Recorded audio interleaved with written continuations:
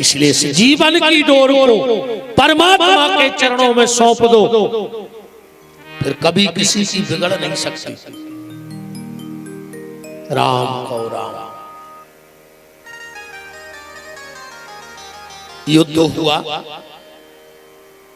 और आखिरी में संख्या वाला हार गया और शंख वाला जीत गया। दुर्योधन अकेला पड़ा है और उसी समय अश्वत्थामा पहुंच गया, द्रोणाचार्य का बेटा। बोले क्यों दुर्योधन, मरने का कष्ट हो रहा है? दुर्योधन बोलो नहीं, मरने की कोई तकलीफ नहीं हमें। बोले फिर उदास काहे हो? दुर्योधन बोलो हम ऐसे उदास हैं कि हमारे 100 भज जाते, हम 99 मर गए, हम मरने वाले हैं और पांडव 5 उनमें से एक नहीं मरो। अगर एक ही मर जातो तो हम सुख से मर जाते। जो आज दुष्ट आदमी सही होते रहे, जिंदगी भर उन्हें दुष्टता करी और मरत फिर भी वो दुष्टता ही के काम करके जा रहा। कौन को स्वभाव होते रहे। अभी तो हर गांव में एक आदेश हो रहे थे कि पूरे गांव को पी रहा था, वो सुख से रहने नहीं देती। वो की रोटी नहीं बचे तो गांव में तना प्रेम से बढ़ जाए तो वो की नींद उड़ जात के बताओ ये गांव में सब प्रेम से रहने लगे। अब इनको लड़ाए कैसे? एक गांव में हते गड़बड़ानंद, उनको एक ही काम हतो कि वे गांव को सुख से नहीं देख सकते। पूरे गांव के थर थर कपाते हुए देख के एक आदमी के लड़का की मुश्किल से तो पक्की भाई शादी होने रही थी। बाप आया यार, लड़का देखने बारे आ रहे थे। अब वो रात भर से टेंशन बन गई कि ऐसा न होए कि जवाई के लड़का बारे आवे और जवाई के गड़बड़ानंद न कर पाए। इरे तुक भी ऐसी बनी कि जवाई के लड़का बारों की जीप रुकी और सामने वो चलो आ रहा हो। मोड़ा के बाप को पसीना आ गया के बाद तो बिगड़ गई जो न हो दे।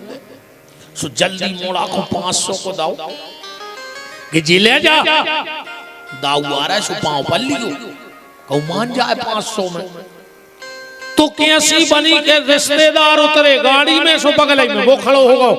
लड़का गाओ 500 रुपया दे और उसके पांव पर पता है वो का कहने लगो, कह लो काय बेटा अब मिर्गी को रोग ठीक होगा। अब बताओ आपको रिश्तेदारी करे होगे। कछु को स्वभाव रहे थे रे इरे वो मर गाओ वो को हतो ने गांव भर के जुड़े। वो ये टेंशन में मर गाओ बूढ़ो होगा तो कि अब हम मर गए हैं तो गांव के सुखी हो जाए। हम मर जाए सो गांव के सुखी हो जाए, हम मर जाए सो गांव के सुखी हो जाए। तेरे को तो मरा ही गाओ। गांव भर के जुड़े पूरी भड़री के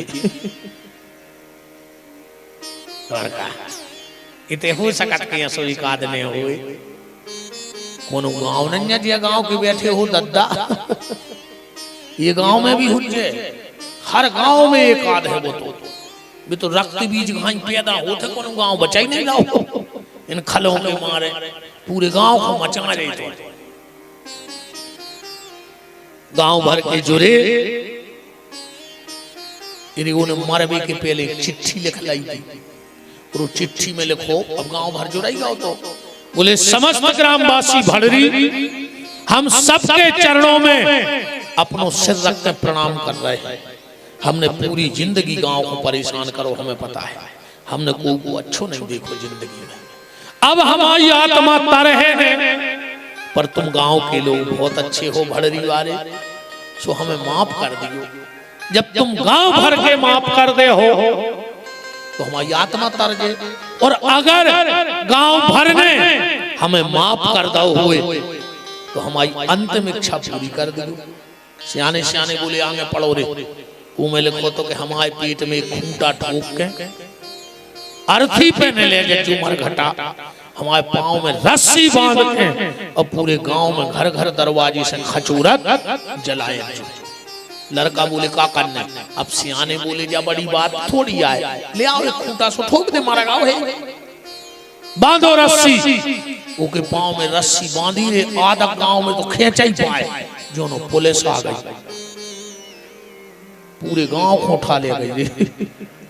50 साल गांव भर में पेश करी, मानो ने जिगत में तो पीरो पर मरे में भी पूरे गांव को लिखा गया। ऐसा ही आज दुर्योधन जिंदगी भर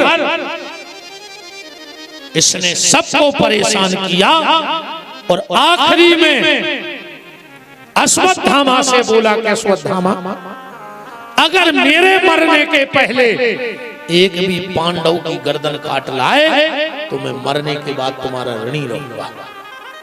रही बात सेनापति की, दुर्योधन ने अपने खून से तिलक कर दिया। पर जाको राखे साइया मार सके ना कोई, बाल न बांको कर सके जो जग बेरी होए। मारने वाला 2 हाथ वाला होता है और बचाने वाला 1000 हाथ वाला होता है। भगवान पांडवों को लेकर चले गए थे। पांडवों के बच्चों ने विचार किया कि आज तो पिताजी हरे आहे ने, हम और ही सो जाएं वो बिस्तरों में। यदि पांडवों के बिस्तरों में पांडवों के बच्चा सो गए।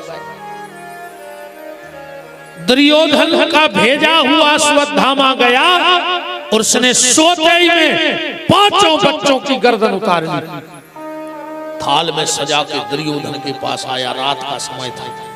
दुर्योधन, तू एक पांडव की बात कर रहा था, मैंने 5 के सिर काट दिए। दुर्योधन बोलो कि पांडवों को मारबो, गाजर मूरी काटबो नहीं।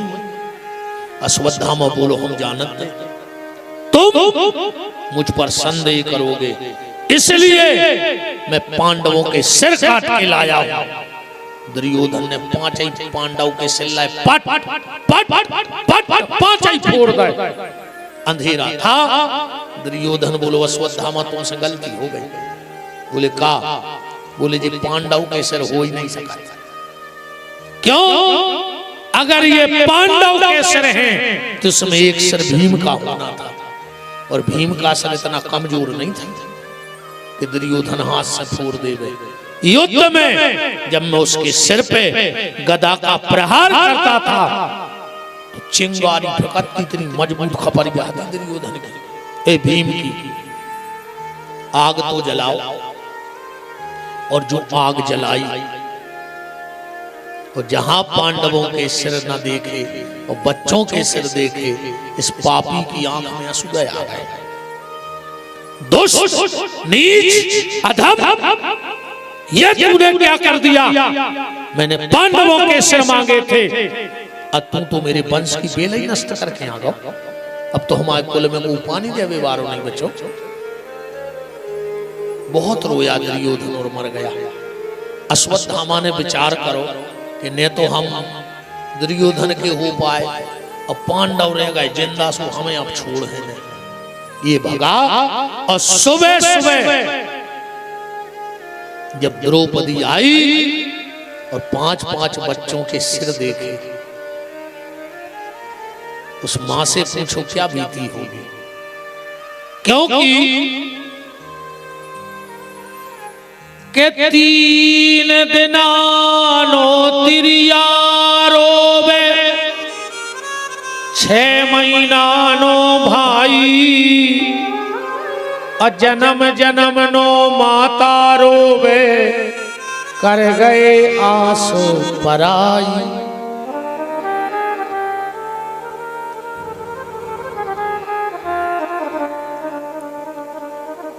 मां सब भूल जाती है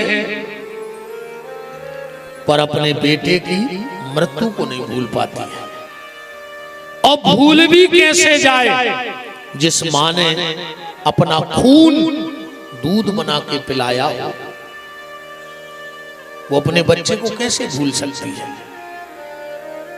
माँ अपना खून का दूध बना के पिलाती है बच्चे को, माँ कभी नहीं भूलती। ये दुर्भाग्य है कि आज के बच्चे माँ बाप को भूल गए। मेरा एक निवेदन है आप सबसे, जब हम दुनिया में आए तो हमारी माँ कहाँ थी? कहाँ थी जब तुम दुनिया में आए थे? तुम्हारे पास थी कि नहीं थी? दूर तो नहीं थी, 2-5 किलोमीटर दूर तो थी नहीं, बिल्कुल पास थी। जब तुम दुनिया में आए तुम्हारी माँ तुम्हारे पास थी। कोशिश करना जब माँ दुनिया से जाए तो तुम उसके पास रहना, तो समझ लेना कि तुमने दूध का कर्ज उतार दिया है। और अगर तुम माँ से जिंदगी में अलग हो गए, को माँ से जिंदगी में अलग हो गए हो, तो अब आज की कथा तो सुना ही ले, पर रात में आज जाके कोनो पेड़े से टंग जज्जो मर जा, चुकाए खोजी रहा है, फांसी लगा लियो, न इनके चरण धो के पी लियो, सुतार जाओ। कैसे नहीं के चक्कर में तो तुम सब छोड़े बैठे, नहीं बैठे जे नहीं बे, पूरी माया नहीं फैलाई। आज तक बता दे, शादी के पहले कोनो अपने बहु दद्दा से अलग भाव हो, कोनो लड़का तो खड़े हो जाओ, एक जने खड़े हो जा कि हमारी शादी न भाई थी, हम माँ बाप से अलग हो गए थे। तो अलग कौन करो? इनने बाप पूरी क्या पूरी है? अरे तुम हम जानत है, हर मताई अपने लड़का को श्रवण कुमार बनावो चाहे रही, वो पति को बना दो धुंधकारी। ये सुखिया से हो जाए। हम तो कहते भगवान महारावण न करे तुम्हारी औलाद, ऐसी पापी न करे कि तुम खून के असुगा रो बैठे बैठे, वो मरो है। बहुत रोई द्रौपदी, बहुत रोई।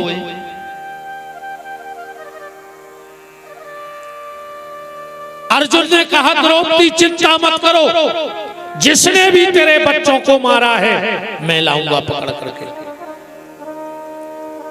चलो कन्हैया। भगवान ने रथ जोता, अश्वत्थामा को बांधा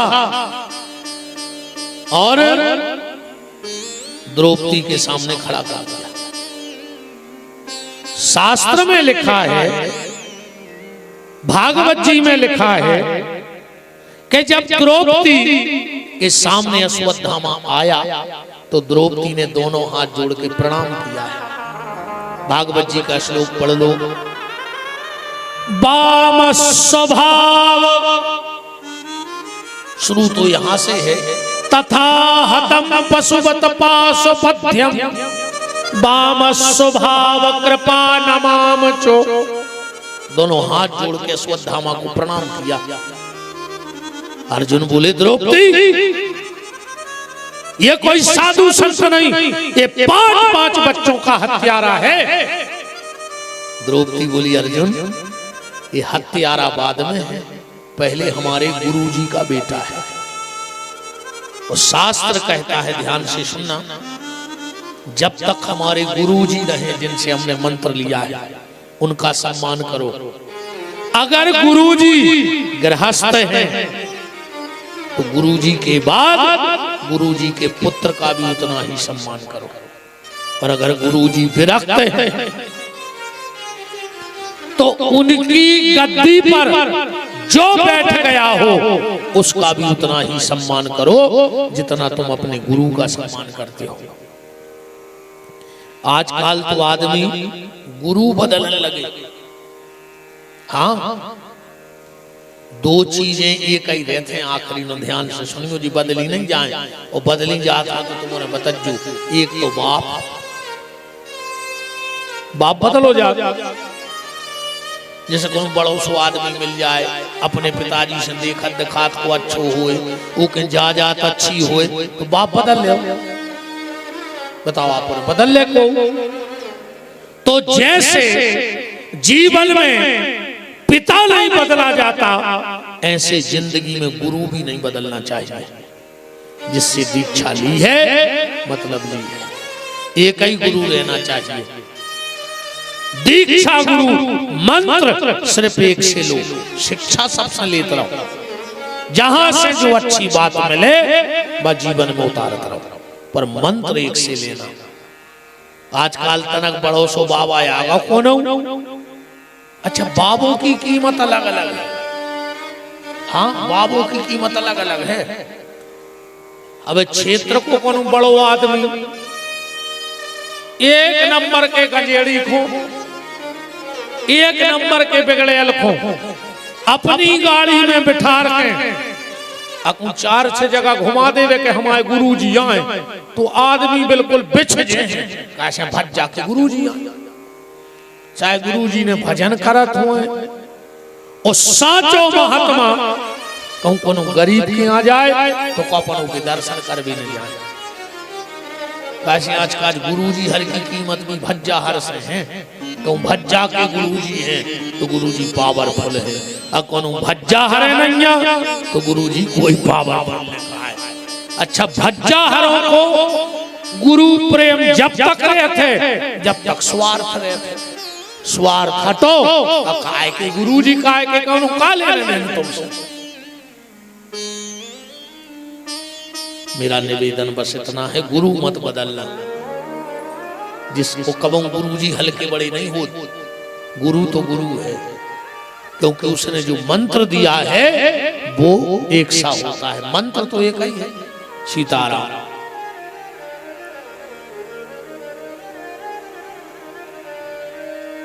द्रौपदी ने जो प्रणाम किया, भगवान ने कहा धन्य है द्रौपदी। और द्रौपदी के प्रणाम में 5 चीजें सामने आई, 5 भाव द्रौपदी के प्रणाम से निकले। कौन कौन से? पहला, धर्म, धीरज धर्म मित्र अरुणारी, आपत काल परखिए चारी। धर्म कब है? जब संकट हो तो तुम धर्म पे बने रहो तो धार्मिक हो, नहीं ऐसे तो अपन सबाई चोला ओढ़े पर रहे धर्म को नहीं। विषम परिस्थिति में भी अगर तुम धर्म ना भूलो तो धार्मिक हो, नहीं ऐसे तो मुतके बने फिर रहे धार्मिक कछु नहीं हो तो से। विषम परिस्थिति में भी द्रौपदी ने अपना गुरु धर्म नहीं छोड़ा। पहली बात ये जीवन में उतारना कि अपना धर्म मत छोड़ना, और भूल कर भी कभी धर्म परिवर्तन मत करना, भूल कर भी धर्म परिवर्तन मत करना। हमारे बुजुर्गों ने सिखा और सूत्र, रक्षा सूत्र के लिए अपनी गर्दनें कटवा दी, पर अपना धर्म नहीं बदला। शिखा बचाने के लिए और रक्षा सूत्र बचाने के लिए अपनी गर्दनें कटवा दी, पर धर्म नहीं बदला। और जिनने डर के कारण वो समय धर्म बदल लो, आज भी सबसे ज्यादा सनातन धर्म पे खतरनाक साबित हो रहा है। जिनने डर के कारण धर्म बदला, आज वही इस धर्म को आंख उठा के देखने लगे। पर सनातन धर्म की नींव हिलाना कोई छोटी मोटी बात नहीं है। अच्छा, एक बात बताओ, उल्लू को दिन में दिखाता नहीं है, आपको ना शायद पता हुई, उल्लू को दिखाता नहीं है। तो जैसे पूरी दुनिया के उल्लू एक बैठक कर ले कि सूरज होता ही नहीं है, काश को दिखाते नहीं है। सुबह एक प्रस्ताव पारित करा देवे कि सूरज होता ही नहीं है, तो उल्लुओं की मीटिंग करे से का सूरज खत्म हो जाए। बताओ, ऐसे ही ये जितने उल्लू हैं ये जगह जगह बैठ के कर रहे हैं कि सनातन धर्म है ही नहीं है, तो तुम्हारे उल्लू जैसी बैठ के करे से हो का रहा। रावण जैसे आए वे चले गए, जिनके चले से पृथ्वी हलत थी, जब बेसनातन धर्म को कुछ नहीं कर पाए तो तुम और हम क्या कर रहे? इसलिए इन उल्लुओं की बातों में आना बंद कर दो। उल्लुओं की बातों में आना बिल्कुल बंद कर दो। तो द्रौपदी के चरित्र में पहला देखा धर्म, दूसरा देखा न्याय। न्याय कैसा? द्रौपदी कहती है एक बात बताओ, अगर इसको मार डालोगे तो क्या मेरे 5 बच्चे जिंदा हो जाएंगे? अर्जुन ने कहा नहीं होंगे। तो द्रौपदी बोली फिर इसको मारने से फायदा क्या है? हाँ, अगर इसे मार देते और फिर मेरे बच्चे जिंदा हो जाते तो इसे मार दो। ये द्रौपदी ने क्या किया? न्याय। 5 चीजें पकड़ना, धर्म, न्याय और महत्व। जितना महत्व गुरु को देती थी उतना ही महत्व गुरु के पुत्र को दिया। तो तीसरी बात आ गई महत्व। चौथी बात आई सकरुणा। सकरुणा का मतलब क्या है? द्रौपदी कहती है अर्जुन, अगर मेरे 5 बच्चे मारे गए हैं तो मुझे 5-5 पतियों का सहारा भी है, पर इसके पिता को तुमने पहले मार डाला। इसकी जो माता है कृपी,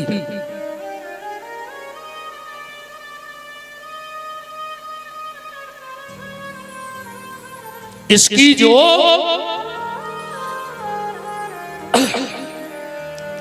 माता है कृपी, इसके पिता को तुमने पहले मार डाला है। ये बुढ़ापे की लाठी बची है अर्जुन, मेरी इच्छा है इसे छोड़ दो, इसे छोड़ दो। हल्ला भर न करियो भंजा हरो बतिया ने अच्छे सारों इशारों में काम होंगे हैं।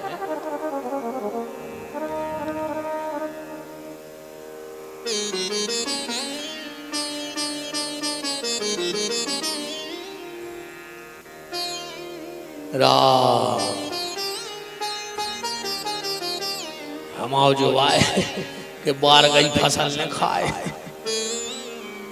न फिर बारगा रखे है को।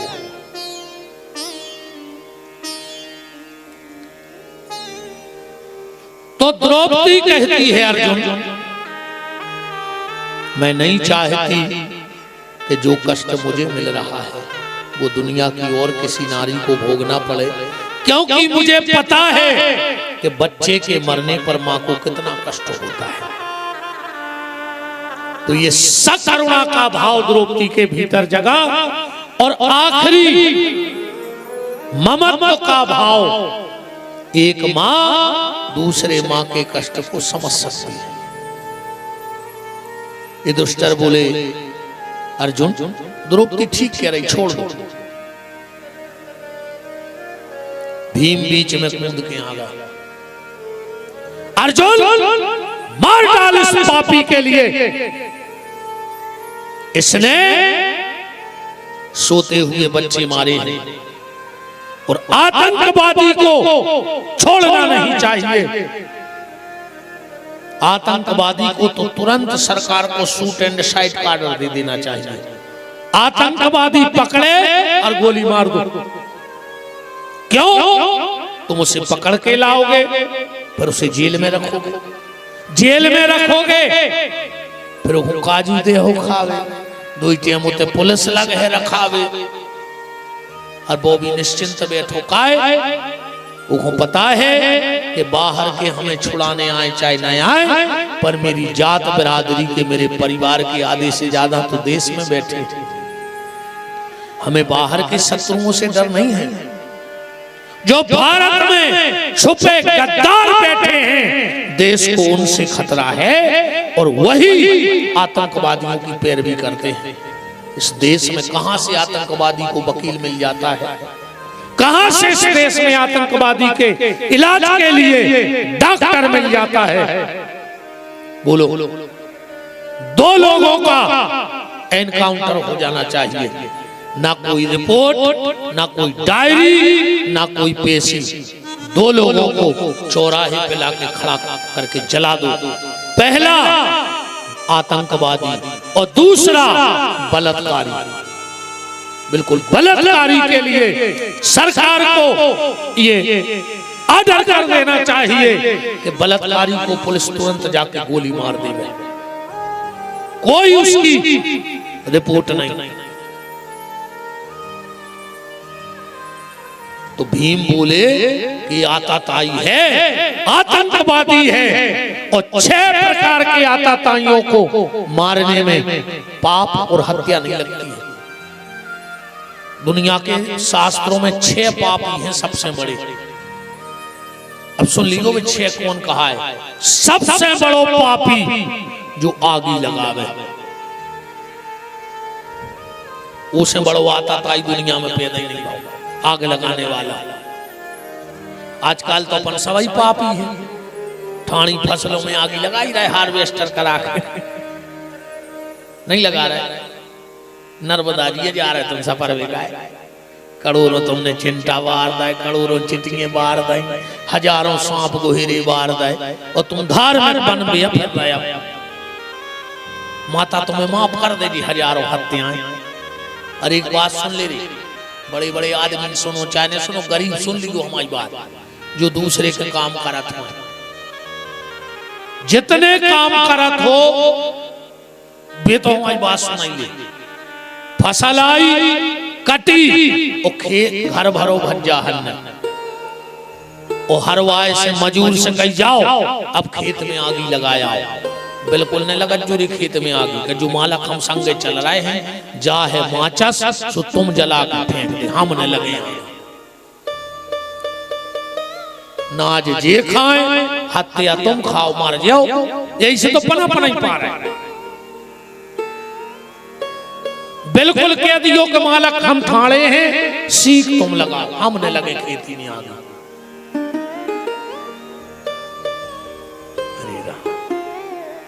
आजकल एक और तुम आयना लगो हुई चाहे नहीं, आजकल भी गन्नों को झटका से लगाने लगे। मूंगे ऊंगे भी रहे हैं, झटका से नहीं लगा, सिसियों में तार लगा ले झटका। गज्जा को कुछ नहीं होने उतने झटका में, पर जब विपिन बिहारी की गारंटी कहाई, जिन जिन ने झटका लगाओ है वो झटका ही में मारे। अब कौन दिन टेक आ जाए बस तुम जाने, मरो हो मनो झटका ही में। तुमने मारो हो तो तुम्हारे सामने घर के मारे हैं झटका में, जो बिल्कुल हमारा वादा कहा। तुम गन्नों को झटका लगा रहे। जिस दिन भगवान झटका लगाएंगे उस दिन फिर कोई कुछ नहीं कर पाएगा। आज के लोग कह रहे गन्नों ने फसल खा ली, गन्नों ने तुम्हारी फसल खाई है। बेईमान, तुमने गन्नों की चरणोई भूमि खा ली, तुमने खाई चरणोई भूमि। चरणोई भूमि छूटे से नहीं रही कि जोन गांव में सबसे सबर है वही तो 8 एकड़ पटाए। जोन पावर में है जब वो खुदाई दबाए तो गरीब से का कह के छोड़ दो। क्या करोगे ऐसे पैसे का? आग लगाने वाला आताताई, हथियार बनाने वाला, विष देने वाला, बाल हत्या करने वाला, ये आताताई का हाउस है। आग लगाने वाला, विष देने वाला, शस्त्र बनाने वाला, राष्ट्रद्रोह करने वाला, कुल द्रोह करने वाला, भगवत द्रोह करने वाला, ये 6 प्रकार के आताताइयों को मारने में पाप नहीं लगता है। अब युधिष्ठिर कह रहा है छोड़ दो, अब भीम कह रहा है मार दो। अर्जुन बीच में खड़े, भगवान की तरफ इशारा करो। क्या करें? भगवान बोले तुमने हमारी पहले ही नहीं मानी। बोले का? बोले हमने उताई कही थी कि उताई निपटा दे सो जो दिक्कत ही नहीं होती तुम कह रहती है हाँ द्रौपदी के ले बात चल ले, अब ले वाले आए तो भोगो। हमने तो तय कही थी कि बांधो बांधो ने निपटा दे इसको। अब अर्जुन बोले आई गए तो कछु तो सलाह दो। भगवान बोले जब जो समझ में नहीं आए कि का करने का नहीं करने, उस समय सिर्फ शास्त्र को निर्णय लो चाहिए आदमी। जब ऐसी स्थिति में फंस जाओ कि का करें का नहीं करें, तो उस समय शास्त्र मत बात पे आ जाओ चाहिए। तो अर्जुन बोले शास्त्र ही को बता दे कि का करें। भगवान बोले मार के फेंक दे। कैसे आता ताई है। अर्जुन बाण पे हाथ धरा ही रहे थे। भगवान बोले सुन लो अर्जुन के ब्रह्म बंधुरना हंतव्यो, ब्राह्मण कितना आताताई क्यों ना हो जाए उसे जान से नहीं मारना चाहिए। अर्जुन बोले छोड़ दें। भगवान बोले तुम क्षत्रिय हो, क्षत्रिय को धर्म है कि आताताई को जान से मार कर फेंक दो चंचे। अर्जुन बोले तो मार दें। बोले ब्राह्मण आए जान से नहीं मारने। बोले छोड़ दें। बोले तुम क्षत्रिय आओ छोड़ने नहीं। अर्जुन ने कहा जो फैसला बहुत अच्छा रहा। मार रहा है सो वो बामन, आज छोड़ रहा है सो हम क्षत्रिय, हम करे काया। भगवान बोले ऐसे तो हमने ऐसी बात करी। हमने तुम्हें गीता का ज्ञान महाभारत युद्ध के पहले दिया था। मार काट में भूल तो नहीं गए। अर्जुन बोले आप हमसे कह रहे हो कि ब्राह्मण आए जान से नहीं मारने, अब तुमने राम अवतार में रावण मारो जब कहां गो तो जो ज्ञान। तुम राम बन के आए और तुमने रावण को मारा, फिर कहां गया ये ज्ञान। भगवान बोले रावण ब्राह्मण हतो ही का। बोले काय। बोले ना माथे पे तिलक लगाता था, न कंधे पे जनेऊ रखता था, न हाथ से गायत्री जपता था, न वेदों का अध्ययन करता था। वो तो शराब पीगत तो, मांस खात तो, काय का ब्राह्मण। ब्राह्मण का मतलब खाली ये चमड़े से नहीं है, ब्राह्मण एक कर्म है। और अगर वो कर्म तुम्हारे भीतर है तो ब्राह्मण हो। और जब कर्म ही नहीं है, एक गोस्वामी ने दोहा लिखा है पूजिए विप्र सकल गुण हीना। ब्राह्मण में कोई भी गुण नहीं हो तो भी पूजा करो, पर अब गुण नहीं हुए। गुण को मतलब जो है कि वो वेद ने जानत हुए, वो मंत्र ने पढ़ पात हुए, वो पूजा ने कर पात हुए, कुछ न जानत हुए वो धर्म के बारे में, फिर भी वो पूजा के लायक है। पर अधर्मी न हुए, वो कछु न जाने तो चल है, पर अगर इतो सो अब गुण है तो न चले।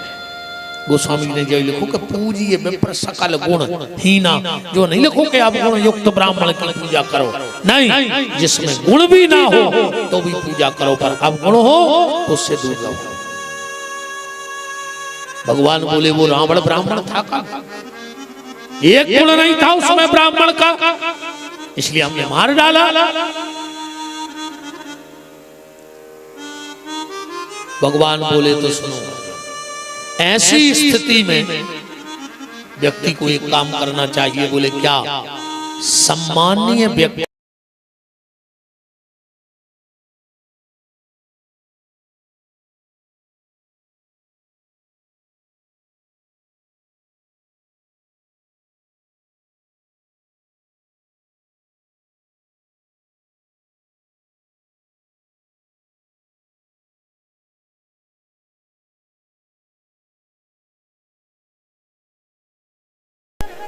सम्मान्य व्यक्ति को जान से मत मारो, अपमान करो, भगा दे। अब वो जे सांसें ले है उतनी सांस में उसको मृत्यु से ज्यादा तकलीफ होगी। अर्जुन ने मणि निकाली,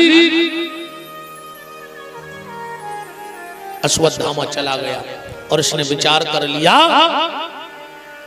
कि तुमने मेरा अपमान किया है, अब मैं पांडवों के वंश में पानी देने वाला नहीं बचने दूंगा।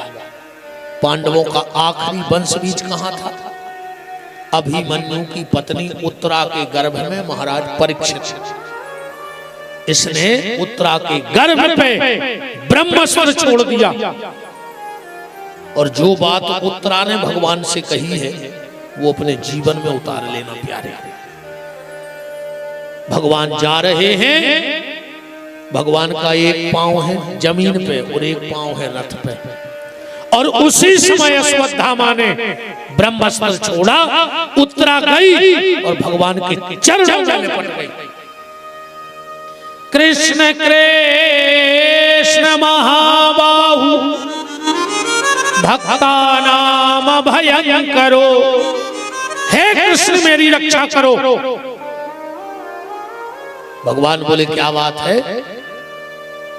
उत्तरा का शब्द सुनना, बोली प्रभु मैं मर जाऊं मुझे कोई चिंता नहीं है, आज नहीं तो कल, कल नहीं तो परसों, और परसों के बाद तो मरना ही है।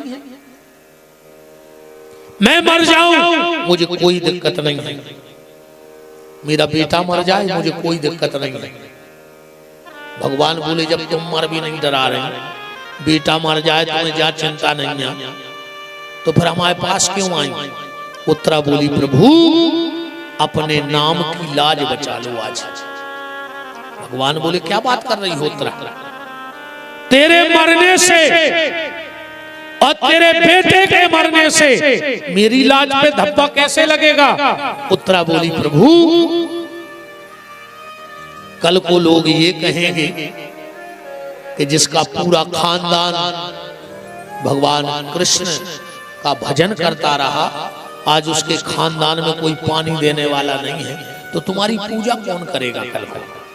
भगवान बोले वाह उत्तरा वाह, अपने बच्चे को भी बचा लिया और मेरा एहसान भी नहीं ले रही।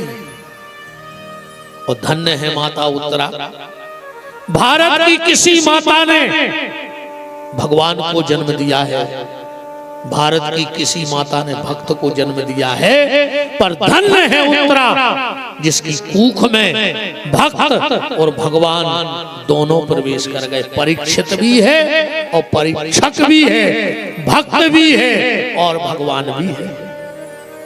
भगवान ने उत्तरा के गर्भ की रक्षा की। जैसे ही भगवान चलने लगे तो आज माता कुंती भगवान के पैर छूने लगी। भगवान बोले बुआ ये उल्टी गंगा बहा रही है, मुझे तेरे पैर छूने चाहिए और तू मेरे पैर छू रही है। कुंती बोली कन्हैया 26 श्लोकों में माता कुंती ने उस समय भगवान की स्तुति करी है। कुंती कह रही है कृष्णाय वासुदेवाय देवकी नंदनाय चो नंद गोप कुमारायो श्री कृष्ण शरणम मम। मैं जानती हूं कि तू मेरा भतीजा नहीं परमात्मा है साक्षात, तू भगवान है।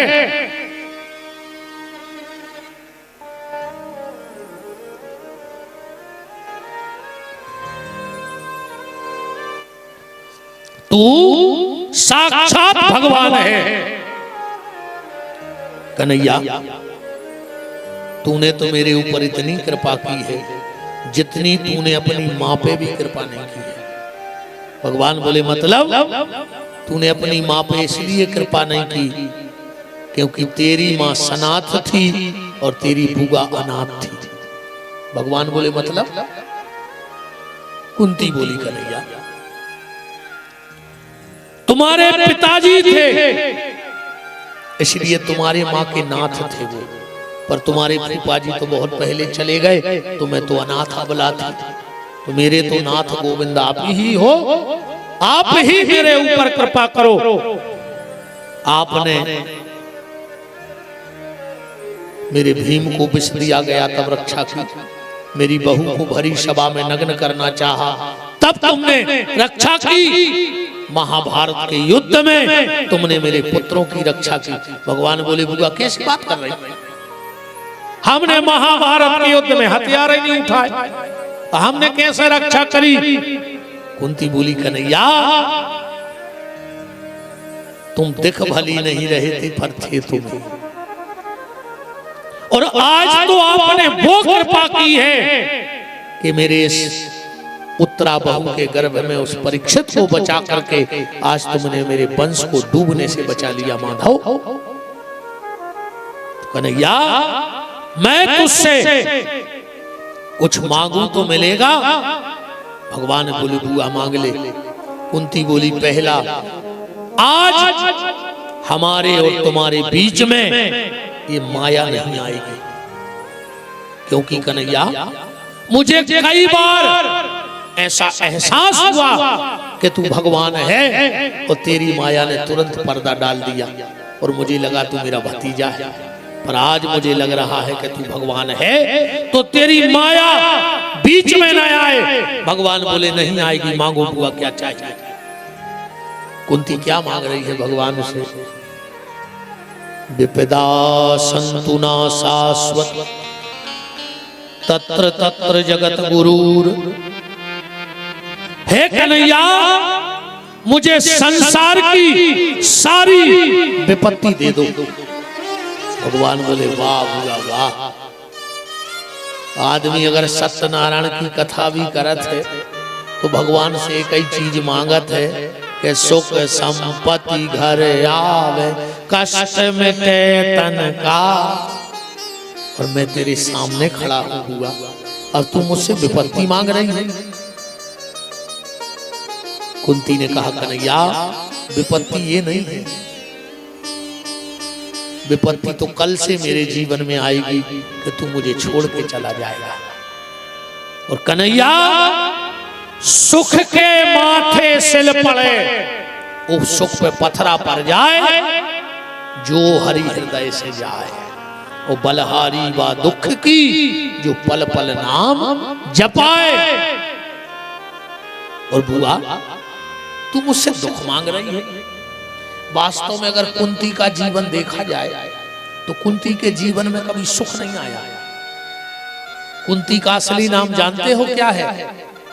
देवी भागवत पढ़ना, देवी भागवत में कथा आई है कुंती का असली नाम है प्रथा। कृष्ण की सगी बुआ आए, वसुदेव की सगी बहन और सूरसेन की बिटिया। एक कुंती भोज नाम के राजा हते, उनके संतान ने हती, तो 3 साल की उम्र में कुंती को गोदी ले लो। आए तो सगी बुआ कृष्ण ही थी, पर गोदी नामा होगा सो कुंती भोज के चली गई, नाम पड़ गया कुंती। इन चीजों के अपन को नाम पता बहुत चल। अच्छा विदुर की कथा तो तुमने खूब सुनी हुई है। विदुर की पत्नी को का नाम तो आदमी विदुरानी विदुरानी के नहीं लगो। विदुरानी तो आए ऐसी कि पंडित की पंडिताएं भली गायत्री मंत्र ने जानत, मन पूरे गांव में पंडिताएं बजाते। डॉक्टर की डॉक्टरनी चाहे एविल की गोली जानत ने हो, मास्टर की मास्टरनी, पूरे गांव में मास्टरनी बाई कहावत है, अनूठा लगाओ।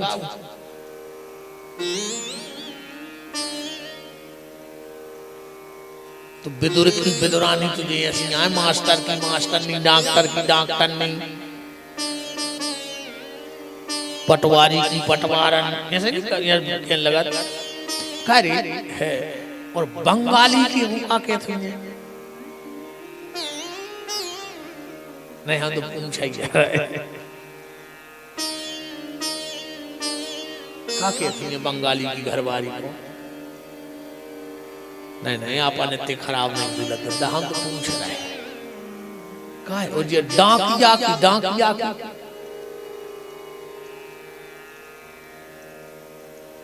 का कहती है डाकन। अरे मास्टर की मास्टर नहीं तो डाकिया की डाकन का कहती है। विदुरानी का असली नाम था देवी मृदुला। अब ध्यान रखना, एक बड़ा विवाद चला, सबरी को नाव कहा था। सबरी सबरी तो राजा सबर की बिटिया, सो सबरी सबरी कहने लगे। भीलनी से कहते कि भील जाति की आए, सो भीलनी का सबर की बिटिया सो सबरी। पर इसका असली नाम क्या था? इसका असली नाम था महुला। ध्यान से सुनिए, जो क्या नाम था? महुला। तो कुंती का असली नाम है प्रथा। भगवान बोले बुआ तेरा 3 साल में घर छूट गया, पति मिला, पीलिया को रोगी, पांडु को जन्म से पीलिया तो जन्मजात रोग, और उतने ही पे श्राप, पांडु को श्राप दो महात्मा किदंब को। एक दिन महात्मा किदंब अपनी पत्नी के साथ हिरण और हिरणी बनके संसार के भोग भोग रहे थे। पांडु ने 100 बाण मारो के एक ही बाण में 2 ही भेद गए। किदंब अपने शरीर में आ गए और पांडु को श्राप दे दिया। पांडु जा, मैं तुझे श्राप देता हूं, जिस दिन पत्नी के पास गलत विचार से जाएगा उसी दिन तेरी मौत हो जाएगी। भगवान बोले बुआ पति मिला, पीलिया का रोगी, उतने में श्राप। वो तो भला हो भगवान वेद व्यास का कि कुंती को मंत्र दे गए थे कि जिस भी देवता से चाहोगी तुम्हारे यहां पुत्र हो जाएगा। कुंती ने शादी के पहले ही ये मंत्र को प्रयोग कर लो, कर्ण हो गए। जो ही मंत्र कुंती ने दे दो तो अपनी सौत माधवी की, 2 ब्याह भाई थे पांडु के, माधवी और कुंती, 3 बच्चे कुंती के यहाँ हुए, युधिष्ठिर, भीम और अर्जुन, 2 भाई नकुल और सहदेव। एक दिन कुंती माधवी स्नान कर रही थी और पांडु अपने आप को ने रोक पाए, वो जाकर जो पत्नी को स्पर्श करो सो तुरंत मर गए। कुंती बोली हम सती हो रहे, माधवी बोली दीदी सती हमें हो जान दे, बच्चा तुम पालियो। बोले काय? कुंती बोली, माधवी बोली कि दीदी अगर हमने इन बच्चों को पाला तो कभी हमारे मन में ये बात आ जाएगी कि 2 हमारे हैं 3 दूसरी के हैं, पर मुझे खुद से ज्यादा तुम पे भरोसा है। एक वक्त तुम्हारे 3 बच्चे भूखे सो सकते हैं, पर मेरे नकुल और सहदेव तुम्हारे सामने भूखे नहीं सो सकते। माधवी सती हो गई। भगवान बोले बुआ तुम्हें भर जवानी में विधवा होने पड़ो, फिर भी तुम्हारा पेट ने भरो।